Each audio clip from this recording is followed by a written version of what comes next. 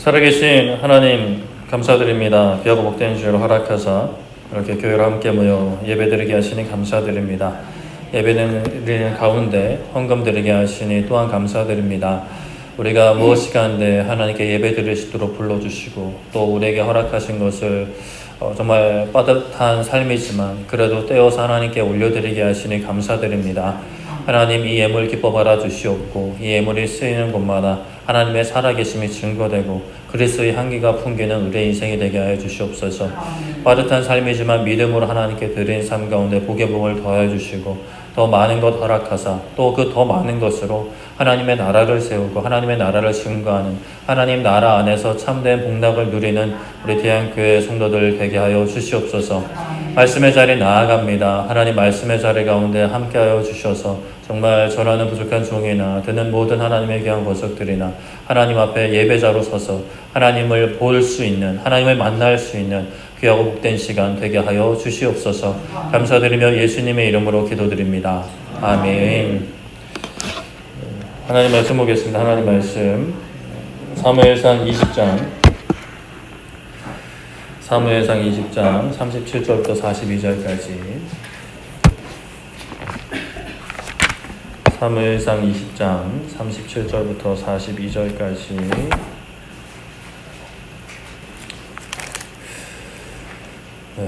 한 절씩 교독하도록 하겠습니다. 사무엘상 20장 37절부터 42절까지 한 절씩 교독하겠습니다. 아이가 요나단이 쏜 화살이 있는 곳에 이를 즈음에 요나단이 아이 뒤에서 외쳐 이르되 화살이 너의 앞쪽에 있지 아니하냐 하고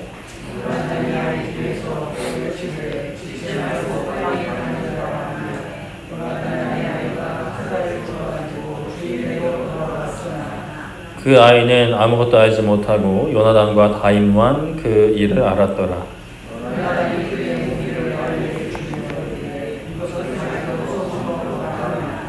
아이가 가매 다윗이 곧 바위 남쪽에서 일어나서 땅에 엎드려 3번 절한 후에 서로 입맞추고 같이 울되 다윗이 더욱 심하더니 요나단이 다윗에게 이르되 형아니 가라. 우리 두 사람이 여호와의 이름으로 맹세하여 이르기를 여호와께서 영원히 나와 너 사이에 계시고 내 자손과 내 자손 사이에 계시리라 하였느니라 하니 다윗은 일어나 떠나고 요나단은 성읍으로 들어가니라. 아멘. 네, 오늘은 요나단의 노력이라는 제목으로 말씀을 나누고자 하는데요. 우리 가슴에 손을 좀 얹고 고백하고 시작하면 좋겠습니다. 우리 가슴에 손을 좀 얹어볼까요? 따라해 주시면 감사하겠습니다. 하나님, 감사합니다.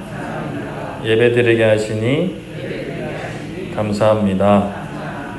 하나님만 예배하게 하시고 저의 삶의 주인 되어 주시옵소서. 네, 아멘. 감사합니다. 우리가 저번 주에는 이제 다윗과 사울 이야기 계속 나누고 있죠. 다윗이 사울을 피해 요나단에게 갔습니다. 사울의 아들이었죠, 요나단은. 그러나 하나님을 바라보는 요나단이었기에 또 다윗과는 굉장히 친밀한 친구 사이였기에 다윗이 요나단에게 찾아가서 인자함을 구하죠. 인자하심을 구합니다. 그래서 정말 구체적으로는 사울의 의중을 확실히 파악해서 내가 뭐 도망을 가든지 아니면 내가 용서를 구하든지 어쨌든 살아야 될 거 아니에요. 그래서 이제 의중을 파악해 달라라고 구합니다. 그런 다윗에게 오히려 요나단이 무엇을 구했죠? 아파요를 구한 게 아니라 인자하심을 구했어요. 너와 함께 하시는 하나님의 인자하심을 구했고 또 너의 인자하심을 나에게 베풀어 달라. 요나단이 다윗에게 한 거죠. 지금 인자하심, 즉 긍휼히 여기심, 그 사랑과 은혜를 구할 사람은 위기에 처한 다윗인데 오히려 요나단이 그 다윗에게, 도망자 다윗에게, 패배자 다윗에게 인자하심을 구합니다. 요나단이 그렇게 다윗을 향해 인자하심을 구하는 이유는, 구할 수 있었던 것은 자신의 가족들을 살려달라 구했던 그 이유는 하나님의 역사를 보았기 때문이었죠. 하나님의 구원의 역사는 사람의 많고 적음에 달려있지 않기 때문에, 지금 이 상황에 어떤 좋고 나쁨에 달려있지 않기 때문에, 아무리 다윗이 지금 혼자 도망치는 신세라 하더라도 하나님이 세우시면 그의 집은 세워질 것이고, 아무리 지금 강해도 하나님을 찾지 않는 자기 아버지 사울의 집은 기울어질 것임이 분명했기 때문입니다. 이 요나단이 보았던 하나님의 나라를 우리도 보아야 하고 보아야 합니다. 하나님의 일하심을 보아야 하는 거죠. 때를 따라 돕는 은혜를 주시는 그 하나님 앞에 나아가서 우리가 은혜를 구해야 됩니다. 여러 돕는 은혜가 필요하지만 그 중에서도 무엇보다 하나님을 볼 수 있게, 하나님을 볼 수 있게, 우리가 살아가는 예배 시간뿐만이 아니라 우리가 살아가는 모든 일상에서 하나님을 볼 수 있게 구해야 되는 거죠.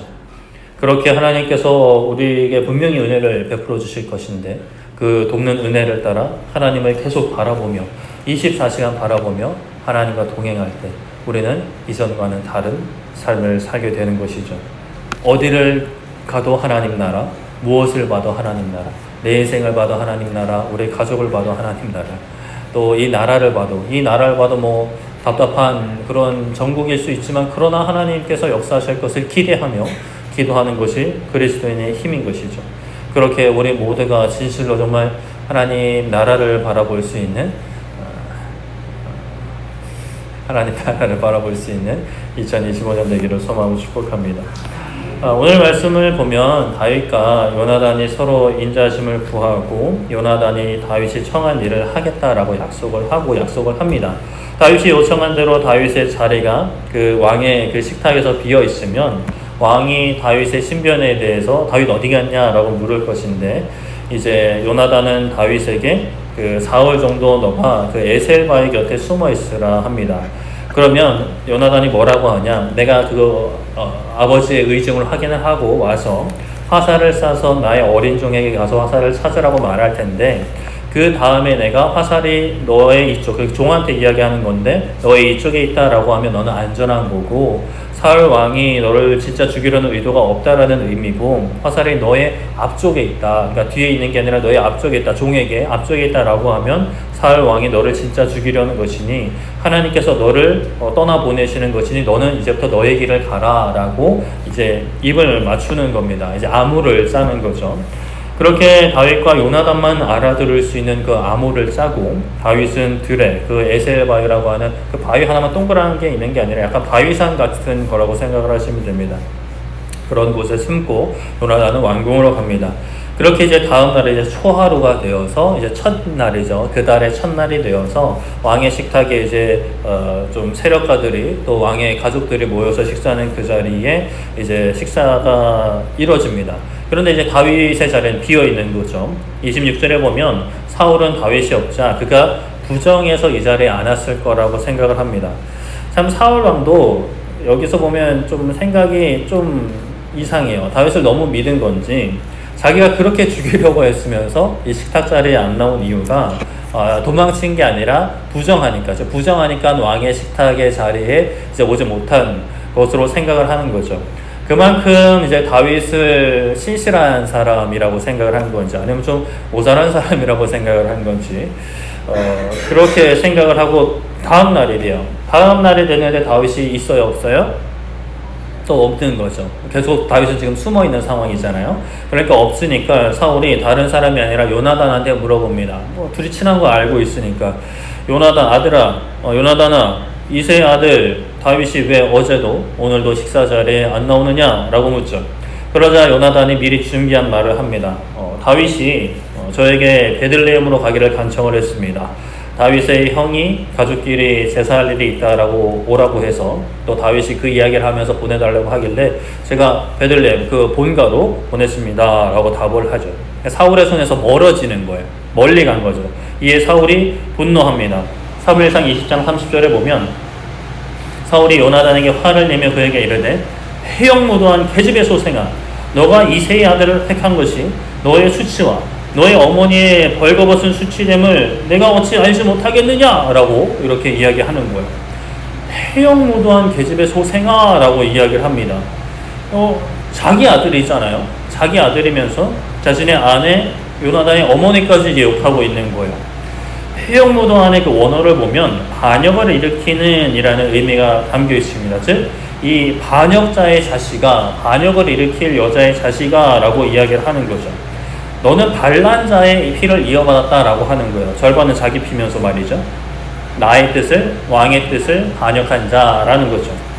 그러면서 요나단에게 너가 이새의 아들, 즉 다윗을 선택한 것, 나를 택한 것이 아니라 다윗을 택한 것이 너의 수치가 되고 심지어 너의 그 어미의 벌거벗은 수치가 되는 것을 어찌 알지 못하겠느냐라고 이야기합니다. 이 어리석은 놈아 라고 이야기하며 너는 이 일로 수치를 당할 거다. 그리고 너의 어머니까지 수치를 당할 거다. 왕의 자리는커녕 왕자의 자리도 지키지 못할 거다 라고 막 지금 엄청 이제 화를 내는 거예요. 그런데 우리가 알고 있잖아요. 정작 수치는 누가 당했는지. 정작 수치는 본인이 하나님 앞에서 홀딱 벗고 예언할 때 당했던 게 그 수치인데, 지금은 요나단과 자기 아내를 이제 막 욕하고 있는 거예요. 물론 아내가 뭐 여러 명일 수 있는데, 게다가 반역은 누가 했어요? 하나님 앞에 반역은 사울이 한 상황이에요. 그런데 자신이 반역을 했는데 요나단에게 반역자의 피가 흐르고 있다라고 욕을 하고 있는 거예요. 이게 어떠한 모습이냐? 바로 우리 가운데 있는 교만의 모습인 거예요. 교만. 내가 옳다라고 생각하고 너는 틀렸다라고 생각하지만 정작 나나 그 사람이나 다를 바 없는, 오히려 나는 옳다라고 생각하고 있는 게 더 위험한 그런 교만의 상태가 지금 이 사울의 상태인 거죠.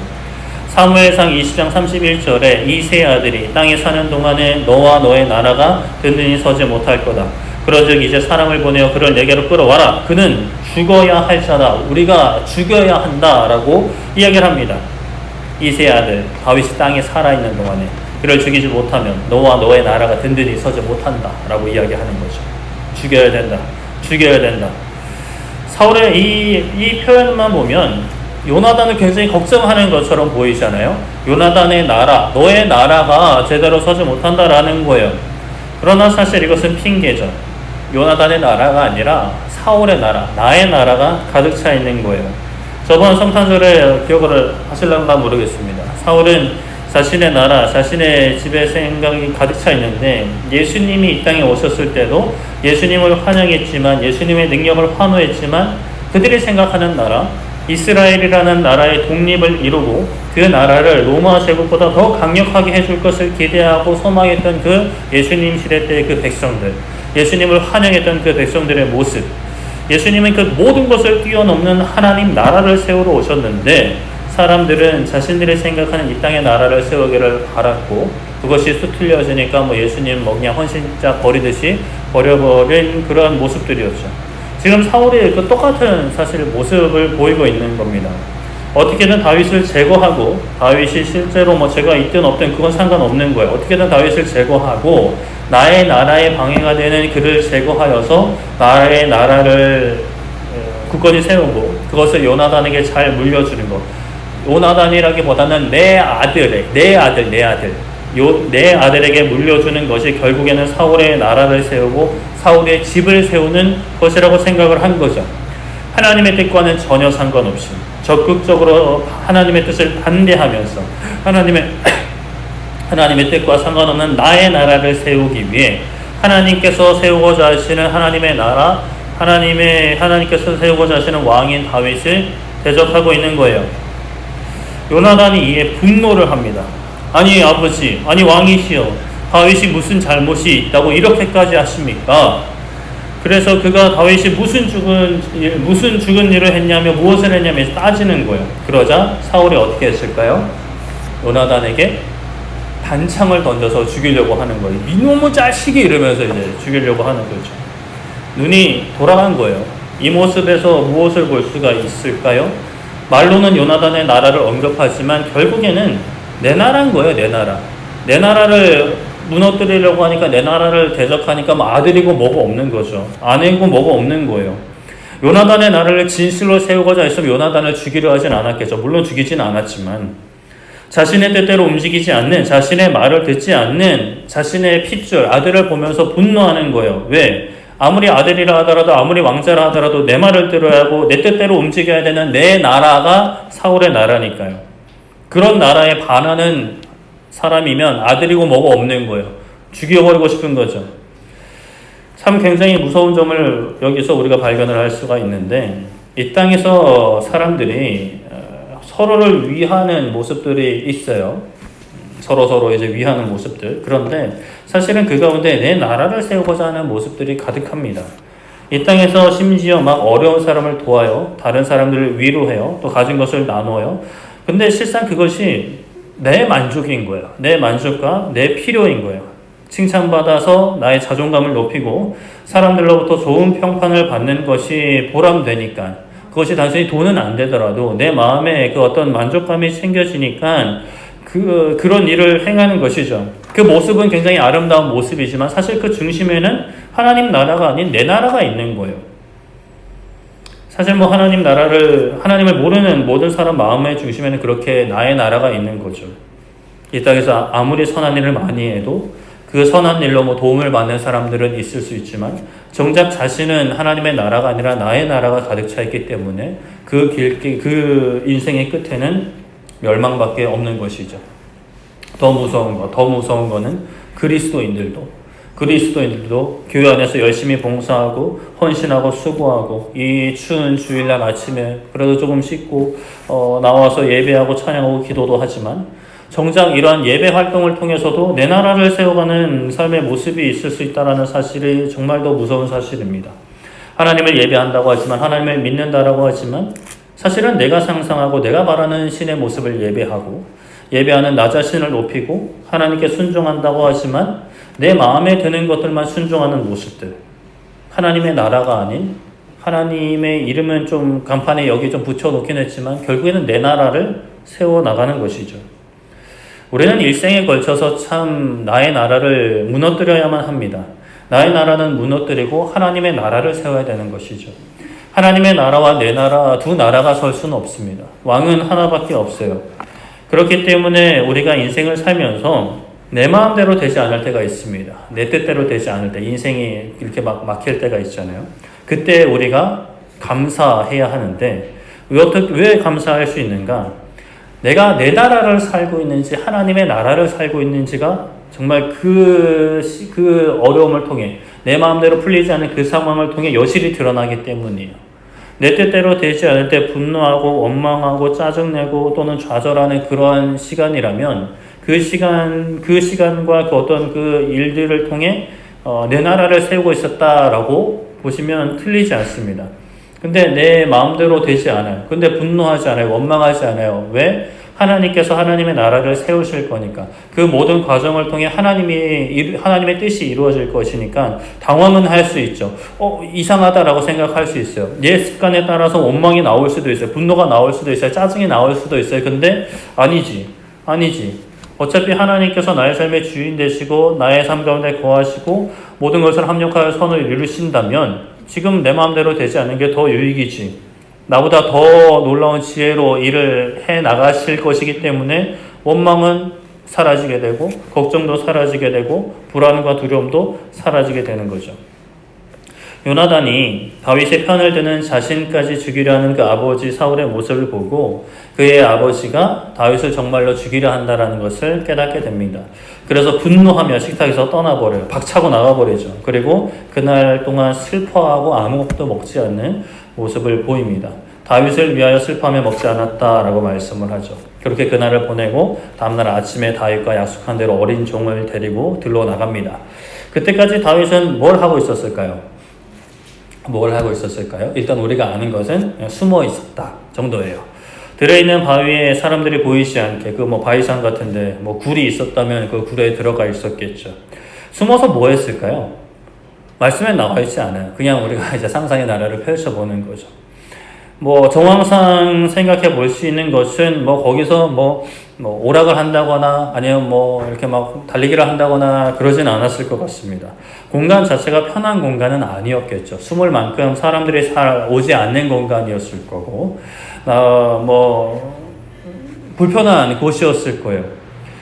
아무리 동굴 같은 곳이 있어서 거기에 나뭇잎을 좀 깔고 이렇게 한다 하더라도 왕궁이나 또 다윗도 그 사위였으니까, 왕의 사위였으니까 왕궁이나 또는 그 베들레헴의 자기의 가족들이 있는 고향집보다 편하지는 않았겠죠. 게다가 지금 요나단의 응답을 기다리고 있는 상황이에요. 어떤 응답이죠? 사울 왕이 진짜 나를 죽이려 하는 게 아닌가. 이미 사울 왕이 자기를 몇 번이나 죽이려 했어요. 몇 번이나 죽이려 했는데 그래도 사실 그냥 도망가 버리면 되잖아요. 그 정도면. 그래도 다윗은 아직까지 그 한 줄기 희망의 빛이라 그럴까요? 그걸 놓지 못하고 있는 거야. 그래도 사울이 욱해서 나를 죽이려 했지만 진짜로 나를 죽이려 하는 건 아닐 수 있으니까 그 정말 하나의 신랄 같은 희망을 붙잡고 있었는지 모르겠어요. 뭐 제대로 먹기나 했겠어요, 거기서. 도시락을 준비했었는지 모르겠지만 사람들에게 들키지 않기 위해서 제대로 돌아다니지 못하고 그냥 막 홀로 밤하늘을 보며 내가 왜 이런 일을 겪어야 하지? 한탄하지는 않았을까? 그래도 그 가운데 물론 다윗이니까, 그래도 하나님을 믿는 다윗이니까 하나님을 찾으며 참 마음을 지키기 위해서 애쓰지는 않았을까라는 생각을 해보는데 쉽지 않은 시간을 보냈겠다라는 정도는 우리가 생각을 해볼 수가 있겠죠. 그렇게 만 3일이라는 시간 동안 바위 틈에 숨어서 요나단의 소식을 기다리고 있어요. 그때 다윗이 할 수 있는 건 뭐였어요? 하나님을 찾는 것과 기다리는 거예요. 그러나 다윗은 뭐 다른 건 할 수 없었고 요나단이 있는 저 왕궁에 무슨 일이 일어나는지 알 수 없어요. 그냥 요나단을 믿고 기다리는 거예요. 궁금하다고 해서 왕궁으로 갔다가 큰일 나는 거예요. 믿고 기다리는 것밖에 없죠. 하나님을 믿고 기다리는 것, 그리고 약속한 요나단을 믿고 기다리는 것. 우리도 오늘 살아가는 우리도 참 때로는 이렇게 그냥 기다리는 것밖에 할 수 없을 때가 있습니다. 기다려도 묵묵부답이신 하나님의 응답을 기다리면서 그저 있는 거예요. 참 아까 저 찬양하면서도 말씀을 드렸지만 은밀히 보시는 주님, 좀 대놓고 보셨으면 좋겠어요. 그래서 우리 믿음이 여러 가지로 흔들리고 어려운 분들, 아니면 믿음이 전혀 안 생겨서 괴로워하시는 분들 앞에 그냥 대놓고 좀 나타나셔가지고 빨리빨리 좀 하나님 믿고 좀 신앙 회복되고 좀 이 기쁨과 감사함의 신앙생활을 함께 누렸으면 좋겠는데 은밀히 보고 계시는 거예요. 아니 왜 은밀히 보시나? 좀 확 좀 드러내셨으면 좋겠는데, 근데 또 하나님은 안 그러세요. 우리한테만 안 그러시는 게 아니라 성경 말씀에도 보면 안 그러시는 경우가 너무 많아요. 뭐 다윗 인생만 봐도 그렇죠. 앞으로 뭐 우리가 계속 살펴보겠지만 계속 그런 시간들이 막 반복된단 말이에요. 그냥 기다리는 것밖에 할 수 없는 시간들이 있는 거죠. 그러나 우리가 반드시 기억해야 할 것, 내 눈에 안 보인다라고 해서, 내가 모른다고 해서, 나는 지금 아무것도 할 수 없는다라고 해서 그냥 기다리는 것밖에 할 수 없다라고 해서 하나님이 안 계시냐, 하나님이 가만히 계시냐라는 것은 아니다라는 사실이죠.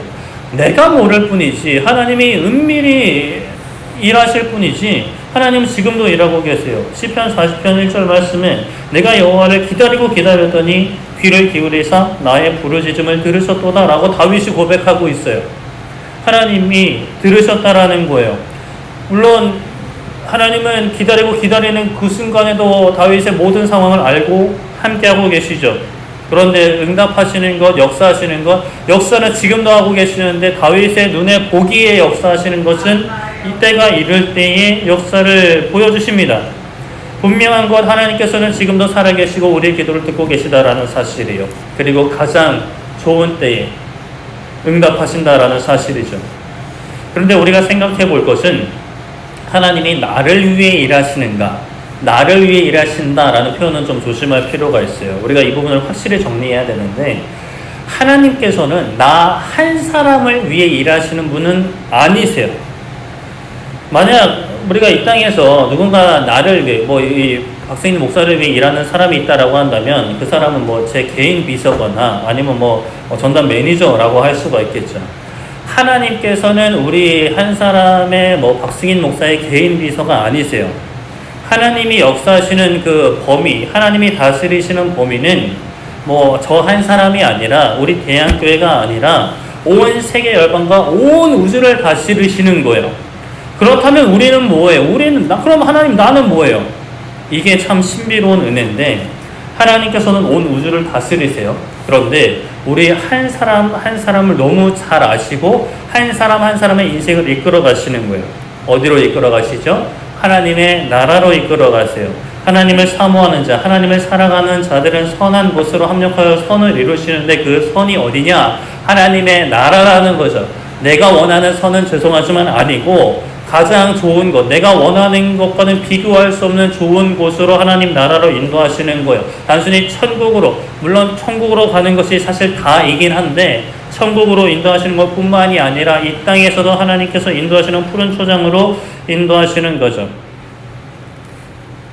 하나님께서 나 한 사람을 위해서만 일하시는 게 아니에요. 그런데 우리가 하나님을 사랑하잖아요. 하나님 편에 서 있잖아요. 마치 하나님이 나 한 사람만을 위해서 일하시는 것처럼 느껴지는 거예요. 왜냐? 하나님이 나를 너무 잘 아시고 내 상황에 꼭 맞는 은혜를 베풀어 주시니까. 하나님은 온 우주를 다스리시는데 그 일만 놓고 마치 나 한 사람을 전담 맡아 하시는 것처럼 이렇게 경험되어지는 거죠. 그렇게 느껴지는 거예요. 그렇게 경험되어질 때 나의 삶을 향한 하나님의 놀라운 그 역사가 너무나 크고 감격스러워서 하나님께서 온 우주를 주관하고 계시고 다스리고 계시는데 마치 나 한 사람을 위해 일하시는 것처럼 그것이 느껴지고 경험되어지니까 우리가 해야 될 건 뭘까요? 찬양하는 거예요. 감사하는 거예요. 교만해지지 않는 거예요. 만약에 하나님이 나만을 위해 일하신다면, 나를 통해서만 역사하신다면 우리는 교만해질 수밖에 없을 거예요. 근데 하나님은 나만을 위해 일하시진 않아요. 근데 나를 위해 일하세요. 온 우주를 위해 일하시는데 나를 위해도 일하시는 거예요. 하나님을 사랑하는 많은 사람들의 삶을 통해 일하세요. 그러한 하나님께서 사랑하시는 그 사람들의 삶을 선히 인도하시는 하나님께서 나의 머리털까지도 세시고 나의 모든 삶을 다 아시는 거죠.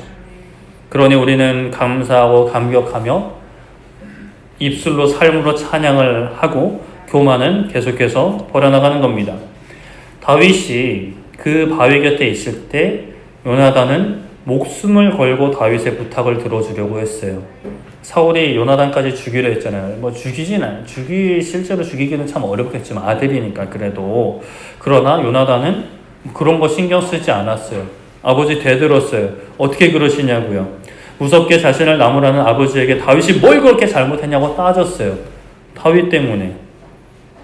그 일로 죽을 수도 있었지만 비록 하루지만 다윗이 처한 상황을 생각하며 슬퍼하고 음식도 먹지 않았죠. 근데 다윗이 그거 알았어요? 몰랐어요? 몰랐어요. 우리가 지금 알고 있지만 다윗은 그 상황 다 모르고 무엇하고 있어요? 그 바위 곁에 기다리고 있는 거예요. 그 시간을 견디고 있는 거죠. 아버지 사울과 대판 싸운 그 다음날 아침에 요나단이 작은 종을 데리고 다윗과 정한 시간에 들러 나갑니다. 그리고 아이에게 너는 내가 쏘는 화살을 찾아 가져오라고 명하고 화살을 그의 머리 위로 지나치게 멀리 쏩니다. 아이가 열심히 달려가 화살이 떨어질 곳에 도착할 때쯤 요나단이 소리치는 거예요. 화살이 너의 앞쪽에 있지 아니하냐? 라고 소리칩니다. 그리고 외치기를 지치 말고 빨리 다름질하라 라고 소리치는 거예요. 이건 종한테 하는 얘기가 아니라 실상은 다윗에게 하는 얘기죠. 이 말씀 20장 38절을 새 번역에서는 이렇게 번역합니다. 요나단이 그 소년의 뒤에다 대고 계속 소리쳤다. 빨리 서지 말고 빨리 달려! 요나단의 어린 종은 화살을 주워다가 자기 상전에게 바쳤다라고 번역을 하고 있어요. 빨리 달려라. 서 있지 말고 빨리 달려라. 요나단이 이 외침 다윗을 향해 외치는 거예요. 기쁜 마음으로 외치는 걸까요? 그 전날 계속 슬퍼하고 그 슬픈 감정이 주체할 수가 없었겠죠. 그럼에도 다윗에게 외치는 겁니다. 빨리 달려라! 빨리 달려라! 분명 하나님께서 다윗과 함께 하시는데 그런 다윗을 대적으로 여기고 죽이려는 자기 아버지 사울과 아무런 잘못 없이 도망쳐야 하는 다윗을 생각하며 비통해하며 소리치는 거죠. 빨리 달려라! 빨리 달려라! 멈추지 말고 지체하지 말고 달려가라. 너의 길을 달려가라. 하나님이 함께 하시는 너의 길을 달려가라! 라고 소리치는 거죠. 근데 아이는 영문도 모르는 상황인 거죠. 이런 일을 시키나 굳이 똥개울려 시키나 이렇게 생각했을지 모르겠어요. 그러나 다윗과 요나단은 알아요. 사람은 그렇잖아요. 아는 만큼 보인다라는 말을 많이 합니다. 아는 만큼 보인다. 또 우리 믿는 사람들은 다르게 표현할 수 있겠죠. 믿는 만큼 보인다. 여러분은 뭘 알고 계세요? 어떤 비밀을 알고 계세요? 무엇을 믿고 계세요? 하나님께서 우리를 얼마나 사랑하는지 알고 계실겠죠? 로마서 5장 8절 말씀에 우리가 아직 죄인 되었을 때에 그리스도께서 우리를 위하여 죽으심으로 하나님께서 우리에 대한 자기의 사랑을 확증하셨느니라 라고 말씀을 합니다. 하나님이 우리를 사랑하세요. 자신을 내어주신 그 사랑으로 사랑하시는 거죠. 우리가 바라는 일들이 이루어지지 않을 때, 우리의 기도가 응답되지 않을 때 하나님 저 사랑하시는 거 맞아요? 하나님 제 기도 들어주시는 거 맞아요? 라고 이야기를 할 수도 있고, 이야기를 하진 않더라도 그 마음속에 좀 응어리들이 있는 것 같아요. 저도 그런 참 오랜 시간을 그런 응어리를 가지고 살았는데, 그러나 말씀 가운데 분명히 말씀하시는 거예요. 이미 사랑을 확증하셨다. 확실히 보여주셨다. 무엇으로요? 예수님을 보내주셔서 우리가 죄인 되었을 때 예수님이 우리를 죽으신 그 사건 하나만으로 우리의 삶을 향한 하나님의 사랑이 확실히 증거되었다라고 말씀을 하고 있어요. 이 세상을 이 사랑을 우리가 알게 되면 그냥 머리로만 아는 게 아니라 정말 마음으로 삶으로 나의 영혼을 다해 믿게 되면 세상이 달리 보이게 되는 거예요. 사랑을 몰랐던 때와 알았던 때는 달리 보이는 거죠. 이 사랑을 알면 고난을 당할 때도, 징계를 받을 때도, 심지어 나의 무력함과 연약함을 마주하게 될 때도, 정말 세상이 거대한 파도를 마주하게 될 때도 달라 보이는 거예요. 고난을 당할 때 역시 하나님은 날 사랑하지 않으셔가 아니라 하나님은 날 사랑하시니까 이 고난을 통해 분명히 좋은 것을 주실 거야 라고 생각하게 되는 거고, 징계를 받을 때에도 하나님이 날 사랑하시니 반드시 용서해 주실 거야 라는 믿음이 생기는 거고, 나의 무력함과 연약함을 마주할 때도 하나님께서 이런 날 사랑하시니 감사하고 또 나에게 힘 주실 거야, 능력 주실 거야, 나를 세워 주실 거야, 나를 이 세상에 내 이름을 드러내는 그런 세움이 아니라 정말 이 무력하고 정말 패역했던 나를 바른 아들로 세워주실 거라는 믿음이 생기는 거고, 세상의 거대한 파도 앞에서도 하나님께서 날 사랑하시니 나를 이 가운데 지켜주실 거야, 나를 하늘 높이 세워두시든지 아니면 저 파도를 잠잠케 하시든지 어떻게든 극복하게 하실 거야 라는 고백이, 찬양이 흘러나오는 거죠. 왜요? 하나님이 날 사랑하신다라는 것을 알았고 믿으니까요. 그리고 나서 우리가 하는 고백은 나도 이 부족하고 못난 나도 하나님을 좀 사랑하고 싶다. 하나님이 나를 사랑하신 그만큼은 아니더라도 나도 내 인생을 바쳐서 좀 하나님을 사랑하고 싶다라는 간절한 기도가 이어지는 것이죠. 요나단은 자신이 데려온 아이를 성으로 이제 먼저 돌려보내요. 아이가 돌아가자 다윗이 이제 나옵니다. 바위 남쪽에서 일어나 땅에 엎드려 3번 절을 해요. 그 절을 할 때 다윗의 심정은 어땠을까라는 생각을 또 해보게 되는데, 기뻤겠어요. 이제 확실히 안 거죠. 진짜 나를 죽이려 하는구나. 나는 이제 저 왕궁으로 돌아가지 못하는구나. 그리고 서로를 향해 달려갔을 겁니다. 그리고 친구의 입맞춤 포옹을 하고 같이 우는 거죠. 근데 다윗이 더욱 심하게 울었다라고 합니다. 어떤 마음이었을까? 성경에 명확히 나와 있지는 않지만 그래도 우리가 충분히 생각을 해볼 수는 있겠죠. 만 3일 좀 안 되는 시간 동안 많은 생각과 기도로 기다렸을 다윗. 그리고 들은 소식은 결국에는 사울 왕이 정말 나를 죽이려 한다는 소식을 듣게 되는 거예요. 참 만감이 교차했을 것 같습니다.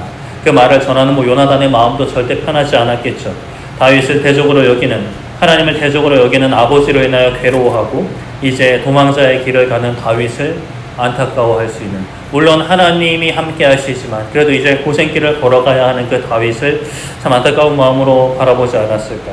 그러나 다윗을 향한 안타까움보다는 사실은 자기 아버지를 향한 안타까움이 더 컸겠죠. 그러나 분명한 것, 요나단은 하나님께서 다윗과 함께함을 보고 믿었습니다. 그러니 다윗에게 이야기하는 것, 평안히 가라, 평안히 가라. 지금 도망치는 사람한테 할 이야기는 아닐 수 있죠. 그러나 하나님이 하시기 때문에, 하나님이 함께 하시니까 평안히 가라 합니다. 하나님께서 우리 가운데 계시고 우리 자손 가운데 계시니 평안히 가라 합니다. 그리고 다윗은 일어나 떠나고 요나단은 성읍으로 돌아갑니다. 다윗은 정처 없죠. 이제 어디로 가야지, 물론 나름대로 계획도 세우고 당연히 하나님의 인도하심을 따라서 가는데 어디로 가야 할지 모르죠. 자신의 인생이 어떻게 될지 몰라요. 이때 다윗이 참 하나님께서 너를 이제 왕으로 세우셨다라는 그 하나님의 그 기름 부으심을 얼마나 기억하고 있었을까라는 생각도 해봐요. 참 이제 시편 같은 데서도 고백을 보면 그게 때로는 흔들릴 때도 많았던 것 같은데 이때도 참 많이 흔들리지 않았을까라는 그냥 개인적인 생각을 해보게 되는데, 그렇게 다윗은 떠나고요. 요나단은 어디로 돌아가죠? 왕궁으로 돌아가요. 이제 도망자의 길로 확실히 떠나고 한 사람은 왕궁으로 갑니다. 누가 좋은 길로 갔을까요? 어느 길이 좋은 길일까요? 뭐 왕궁이 당연히 좋은 길이겠죠. 요나단이 왕궁으로 돌아갔는데, 그런데 그곳에 있는 그 왕의 주인, 왕궁의 주인, 왕은 자신의 아버지인데 하나님을 대적하는 아버지입니다. 하나님을 대적하는 자의 말로가 어떤지 너무나 잘 알고 있어요. 블레셋과 싸울 때에도 하나님이 함께 하시니까 갔고, 하나님이 함께 하시지 않는 블레셋이 어떻게 무너지는지를 직접 정말 최전선에서 주인공처럼 본 요나단이었어요. 지금 당장은 왕궁에 가서 왕자로서 살겠죠. 왕의 그 나라의 2인자로서 살 겁니다. 왕자 대접을 받을 겁니다. 근데 그 집은 사울이 돌이키지 않으면 어디로 가는 집이에요? 멸망으로 가는 집이에요. 그러나 다윗은 정처 없이 떠나지만, 어디로 가야 할지 모르고 광야로 떠나지만 하나님께서 함께 하시는 길이죠. 하나님께서 인도하시는 길이에요. 자, 다시 한번 생각을 해볼게요. 만약 여러분들이 이 사이에 있어요. 그리고 다윗과 요나단이 누구랑 함께 갈래 이야기하는 거예요. 그럼 어느 쪽으로 가시겠어요? 왕궁으로 가는 요나단, 도망치는 다윗이에요. 뭐 우리가 이제 결말을 알고 있으니까 그래도 지금 예배 시간이니까 다윗과 함께 가겠다라고 이야기를 하겠지만, 글쎄요, 좀 짱구를 굴리면 요나단 갔다가 다윗이 좀 상황 좀 나아지면 이제 다윗 편으로 이제 붙는 뭐 그런 것도 생각할 수 있을 것 같은데, 우리가 이제 뭐 상황을 아니까, 결말을 알고 있으니까 그렇게 뭐 그런 생각도 해봅니다. 근데 진짜 만약에 진짜 우리가 선택해야 되는데 이제 돌이킬 수 없는 선택이에요. 한번 선택하면 바꿀 수 없는 선택이다라고 한다면 어디로 선택해야 돼요? 당연히 우리는 다윗을 선택해야 되는 것이 맞죠. 그렇죠? 그런데 실상 우리가 살면서 어느 길을 선택할까? 우리가 살면서 삶 가운데 다윗의 길을 선택하기보다 요나단의 길을 선택하고 있지 않나라는 생각을 해봅니다. 결말을 알아요. 우리가 결말을 알죠. 하나님을 믿고 어떻게 살아가는지 사실 여기 계신 분들이야 머리로는 다 아실 것 같아요. 뭐 누구보다 제가 더 잘 알겠죠. 그런데 살다 보니까 우리의 마음이 기울어지는 건 세상 부귀 영화, 세상 사랑, 세상의 평안함, 안락함, 문제없음을 선택하고자 하는 마음이 너무나 크다라는 것을 저 스스로도 발견하게 됩니다. 물론 세상의 편안함과 안락함과 부귀영화 자체가 죄가 아니라는 것은 계속 강조해도 틀리지 않는데요. 문제는 그것을 하나님보다 더 귀하게 여긴다라는 사실이죠. 하나님을 믿는다라고 하지만 하나님은 내 인생을 편하게 해주시는 분, 내가 원하는 것을 다 이루어 주셔야 하는 분으로 알진 않는데 그렇게 이제 우리의 마음은 계속 그것을 붙들고 놓지 않는 그런 모습들이 우리 가운데 충분히 있을 수 있다는 것이죠. 우리는 두 주인을 섬길 수 없습니다. 할 수만 있다면 하나님을 믿으면서 고난도 없는, 아프지도 않은, 힘들지도 않은 길을 걷고 싶어하는 것이 제 마음이고, 여러분들도 글쎄 크게 다르지 않으실 것 같은데, 그러나 우리가 분명히 알아야 하고 또 이미 알고 있는 것은 지금은 힘들더라도 괴롭더라도 편안하지 않더라도 하나님과 함께 해야 산다라는 거죠. 하나님께서 인도하시는 대로 살아야 산다라는 사실이에요. 우리가 우리 수험생 친구들, 고등학생 친구들 바라볼 때 그러잖아요. 공부 좀 하지. 공부 좀 하지.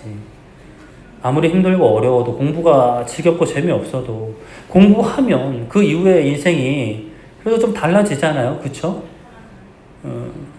그렇잖아요. 지금 수험생 둔 부모님들은 더 속이 타실 거고, 저는 지금은 우리 교회 없지만 우리 제 사촌이기도 한 그 박모 씨가 고2 때인가 고3 때인가 했던 말이 아직도 기억이 남아요. 고1 때 공부 좀 할 걸. 다 그렇잖아요. 다 그래요.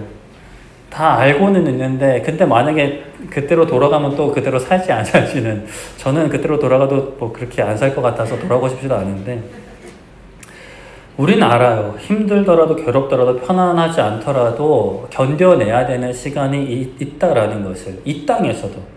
근데 영원한 하나님의 나라를 생각할 때 참 우리는 힘든 거는 싫고요. 괴로운 것도 싫어요. 확실하지 않은 것 사실 너무 싫어요. 특히나 제가 그래요.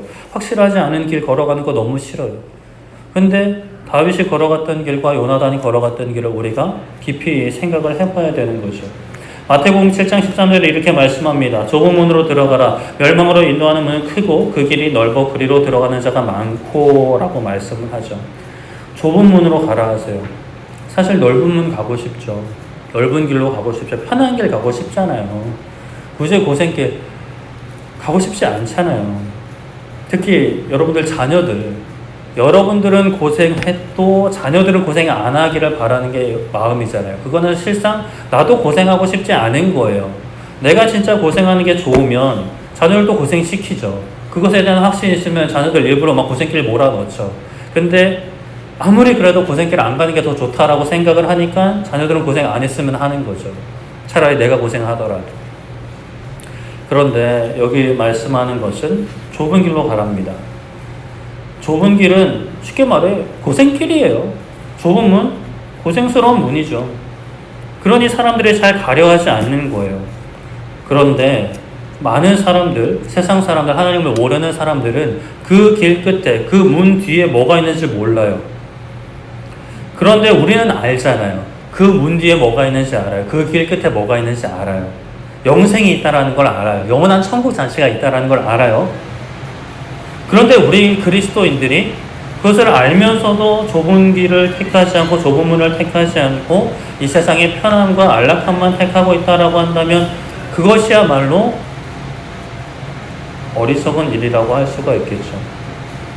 그렇다면 요나단이 왕궁으로 돌아가는 발걸음은 어떠했을까요?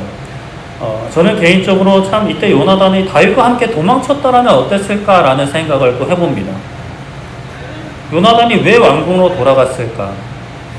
그래도 요나단이 걸어온 발자취를 생각해보면 어떤 왕자의 자리에 연연하는 사람은 아니거든요.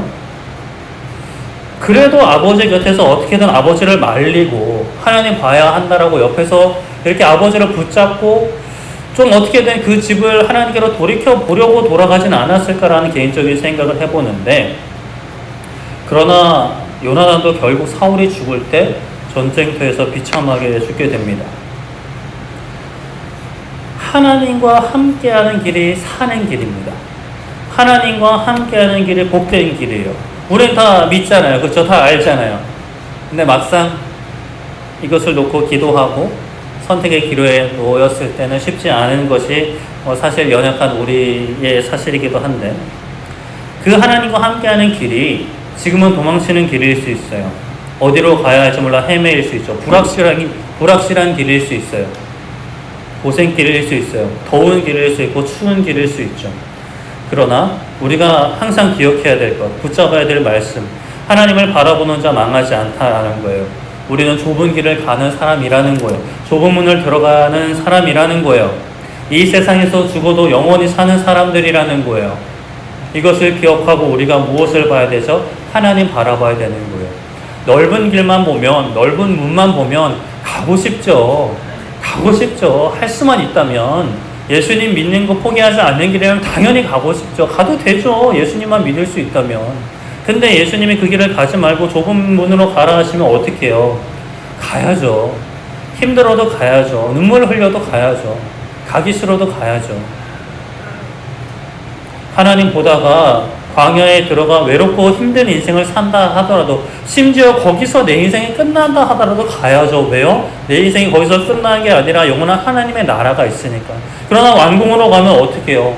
이 땅에서도 망하고 또 영원한 그 하나님 나라 들어가지는 못하고 망하니까 그 길로 가면 안 되는 거죠. 물론 하나님께서 그곳으로 보내셔서 정말 그곳에서 애통해 하면서 그들을 붙잡고 기도하라고 보내시면 가야겠죠.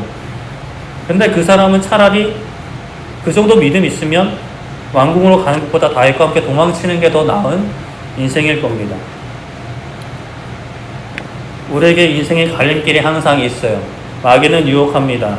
사단은 유혹해요. 편한 길로 가자. 유명한 길로 가자. 높은 길로 가자. 하나님은 잠깐만 이제 우리 좀 쫙 간 다음에 나중에 좀 붙잡고 일단 가보자 라고 이제 유혹을 하는 거죠. 그러다 우리는 그 유혹을 뿌리치고 하나님 바라봐야 합니다. 말씀 붙잡아셔야 합니다. 말씀 붙잡고 하나님 바라볼 때 우리가 유혹에 넘어가지 않고 우리에게 주어진 길을 걸어갈 수 있는 것이죠. 그렇게 하나님 앞에 순종의 길을 걸어갈 수 있는, 지금은 눈물의 길일 수 있죠. 우리 유초등부 친구들 예배 드리는 이 자리가 눈물의 자리일 수도 있을 것 같아요. 아까 우리 드리는 모습을 보며 저를 생각해 봤습니다. 저도 유초등부 때 참 예배 제대로 안 드리고 막 주보 찢어가지고 종이 접기 했던 시간들이 있었는데요. 참 그랬습니다. 그랬는데 우리 친구들은 너무나 귀하고 복된 것 같아요. 기쁜 마음으로 예배 드릴 수 있었으면 좋겠고 어느 자리든지 감사할 수 있었으면 좋겠어요. 우리 어른들도 기성세대들도 하나님께서 어디로 부르시든지 삶 가운데 어디로 부르시든지 어떤 자리를 허락하시든지 하나님 바라보며 승리할 수 있기를 소망하고 축복합니다. 말씀을 정리하겠습니다. 요나단이 다윗의 부탁으로 아버지의 의중을 떠보려고 하죠. 사울은 왕의 식탁에 있어야 할 다윗이 이틀째자 요나단에게 묻습니다. 그래서 요나단은 다윗의 부탁으로 다윗을 본가로 보냈다라고 이야기를 하죠. 사울이 화를 냅니다. 반역자의 아들, 폐역무도한 계집의 소생이라고 진짜 막 맹비난 없는 욕까지 다 하죠. 그리고 다윗이 무엇을 잘못했냐라고 하는 요나단을 죽이려고까지 합니다. 사실은 본인이 반역을 했죠. 사실은 본인이 하나님을 반역했고 본인이 수치를 당했습니다. 요나단의 나라가 아닌 나의 나라를 세우고자 했던 사울의 모습, 오늘날 우리 가운데도 정말 틈탈 수 있는 죄의 모습을 사울이 여실히 보여주고 있는 거예요. 다른 사람을 위하는 것 같지만 심지어 교회를 위한다고 하지만 나의 나라를 세울 수 있는 그 모습이 우리 가운데 있을 수 있는 거죠. 요나단은 슬퍼하며 다음날 어린 종을 데리고 나와서 다윗과 약속한 암호대로 다윗에게 정보를 전달합니다. 종은 내용은 모르지만 쓰임받죠. 그렇게 요나단은 다윗에게 평안히 가라 합니다. 다윗과 요나단만 알았던 암호대로 우리는 하나님의 말씀을 알고 있잖아요. 하나님의 사랑을 알고 있잖아요. 그러면 순종하라고 하실 때, 가라 하실 때 그 길이 힘든 길이라도 우리는 갈 수가 있는 것이죠. 다윗은 강야로 갑니다. 피난길로 갑니다. 요나단은 왕궁으로 돌아갑니다. 눈에 보이는 길은 당연히 왕궁으로 돌아가는 길이 좋은 길이죠. 편안한 길입니다. 그러나 우리는 알고 있어요. 그 길이 죽음의 길이라는 것을요. 눈에 보이는 안 좋은 길은 다윗의 그 길, 도망자의 길이지만, 패배자의 길이지만, 실패자의 길이지만 그 길에 하나님이 함께 하시니까 그 길이 사는 길이고 복된 길입니다. 우리에게 앞으로 주어진 인생, 눈에 보이는 것이 아니라 하나님 바라보시면서 24시간 하나님 바라보시면서 사는 길로, 복된 길로 나아가기를 소망합니다. 눈에 보이는 편한 길, 다른 사람들이 부러워하는 길, 안전한 길, 물론 저도 가고 싶습니다. 하지만 멈춰서 우리는 항상 생각해야 됩니다. 말씀 기도로 항상 하나님의 뜻을 물어야 됩니다. 하나님만큼 멀리 보시고요, 하나님만큼 정확히 보시는 분 없잖아요. 그렇잖아요. 맞잖아요. 내가 하나님보다 더 똑똑하지 않잖아요. 그럼 하나님께 뜻을 물어야겠죠. 나의 뜻과 다르게 인도하실 때는 진짜 엄청난 길로 인도하시는구나 라고 나 자신을 설득하면서, 나 자신에게 선포하면서, 나 자신 멱살이라도 잡고 생명의 길로 나아가는 우리 모두 되기를 소망합니다. 우리 함께 찬양하고 됐으면 좋겠는데 우리 악보집에 있는 16번입니다. 하나님의 부르심에는 후회하심이 없다. 하나님은 후회하시지 않지만 우리도 후회함이 없어요. 내가 이 자리에 서는 것도, 우리가 예배 드리는 것도 하나님의 부르심 때문이죠. 하나님의 부르심에는 무엇이 없다고요? 후회도 없지만 실수도 없다라는 것. 아이쿠 이거 없다라는 거예요. 16번입니다. 나를 부르신 하나님의 신실하심을 믿고 나아가는, 하나님의 뜻은 우리의 생각보다 크지요. 우리의 계획보다 큽니다. 가장 좋은 길로, 안전한 길로 인도하시니까 우리는 어떻게 해야죠? 순종해야 돼요. 믿어야 됩니다. 기뻐야 돼요. 감사해야 됩니다. 찬양하며 가야 됩니다. 우리 함께 찬양하며 순종할 수 있는 우리 대한교회 되기를 소망하며 축복합니다. 하나님의 부르심, 하나님의 부르심에는 후회하심이 없네. 내가 이 자리에 선 것도 주의 부르심이라. 하나님의 부르심에는 결코 실수가 없네. 나를 부르신 하나님의 신실하심을 믿네. 날 부르신 뜻 내 생각보다 크고 나의 향한 예배 나의 시대로 승격 못하나 가장 좋은 길로 가장 완전한 길로 오늘도 날 이끄신 믿네. 작은 나를 부르신 작은 나를 부르신 뜻을 나는 할 수 없지만 오직 감사와 순종으로 주의 길을 가리라. 때론 내가 연약해져도 주님 날 도우시니 주의 놀라운 그 계획을 나는 믿으며 살리. 나를 부르신 뜻 내 생각보다 크고 나의 향한 계획 나의 지혜로 신경 못하나 가장 좋은 길로 가장 완전한 길로 오늘도 날 이끄심이. 날 부르신 뜻 날 부르신 뜻 내 생각보다 크고 나의 향한 계획 나의 지혜로 신경 못하나 가장 좋은 길로 가장 완전한 길로 오늘도 날 이끄심이 있네.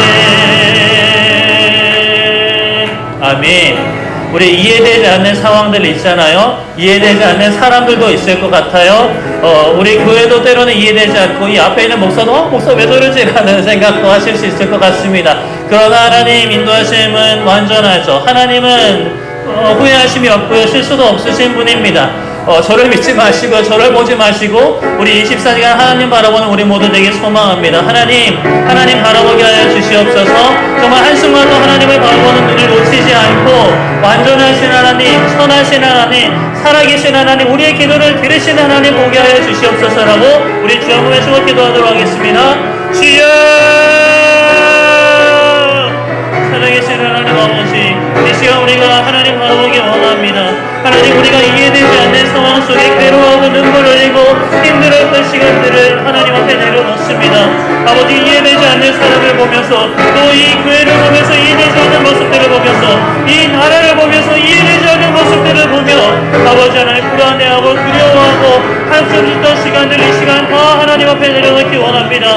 우리의 한숨을 바꾸시고 우리의 슬픔을 바꾸시고 우리의 죄를 뒤집어 쓴 것을 바꾸시고 우리의 걱정을 바꾸시고 하나님을 향한 찬양과 기쁨과 감사로 우리의 삶을 인도하시는 하나님을 바라보며 믿음으로 승리하는 주의 자녀들 되게 하여 주시옵소서. 이해되지 않는 상황 속에 감사하는 믿음이 되게 하여 주시옵고 이해되지 않는 만남 속에 하나님을 보게 하여 주시옵고 이해되지 않는 상황 속에 찬양하는 주의 백성들 되게 하여 주시옵소서. 하나님, 이 믿음을 가질 때 세상 어떠한 상황 속에서도 하나님을 바라보며 기뻐하고 감사할 수 있는 세상이 감당할 수 없는 마귀가 어찌할 수 없는 주의 자녀들이 될 줄을 믿습니다. 기도의 용사가 되게 하여 주시옵소서. 기도하는 교회가 되게 하여 주시고 승리하는 교회가 되게 하여 주시옵소서. 어떠한 상황에서도 감사하는 교회가 되게 하여 주시옵고 어떠한 상황에서도 복음 전하는 교회가 되게 하여 주시옵소서. 말씀을 가르치고 배우는 교회가 되게 하여 주시고 힘써 지키는 교회가 되게 하시며 지극히 작은 자를 돌아보고 이 지역사회를 섬기고 이 세상 가운데 빛과 소금의 사명을 감당하는 교회 되게 하여 주시옵소서. 하나님 역사해 주실 줄 믿습니다. 하나님 살아계신 줄 믿습니다. 영원하신 하나님, 우리의 방패 되시고 우리의 피할 바위 되시는 우리 요새 되시는 하나님을 바라봅니다. 아버지 하나님, 우리 가운데 아버지 하나님 지키시는 인도하시는 피하기를 주시는 하나님을 경험하며 우리의 믿음이 자랄 수 있도록 아버지 하나님 고난이 연단이 되고 연단이 인내가 되고 인내가 소망이 되는 놀란 하나님의 역사가 우리의 삶 가운데 이루어지게 하여 주시옵소서.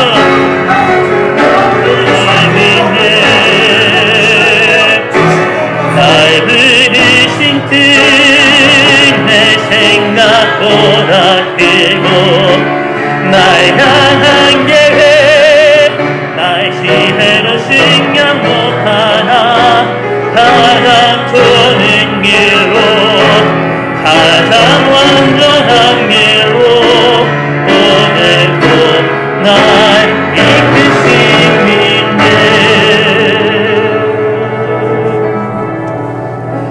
살아계신 하나님, 지난 삶 가운데 내 뜻대로 되지 않을 때, 내 이해에 미치지 못할 때 분노했고 원망했고 좌절했고 걱정했던 시간들, 나의 교만함을 이 시간 하나님 앞에 회개합니다. 나의 뜻대로 되지 않고 나의 나라가 세워지지 않으면 괴로워했던 나의 모든 시간들을 하나님 앞에 회개합니다. 아버지 하나님 용서하여 주시옵소서. 우리의 교만함을 용서하여 주시고 우리가 경배하여 하나님 앞에 엎드릴 때 세상이 감당할 수 없는 기쁨과 감사함을 허락하사 아버지 하나님께서 주신 길을 기쁨과 감사함으로 순종으로 걸어가게 하여 주시옵소서.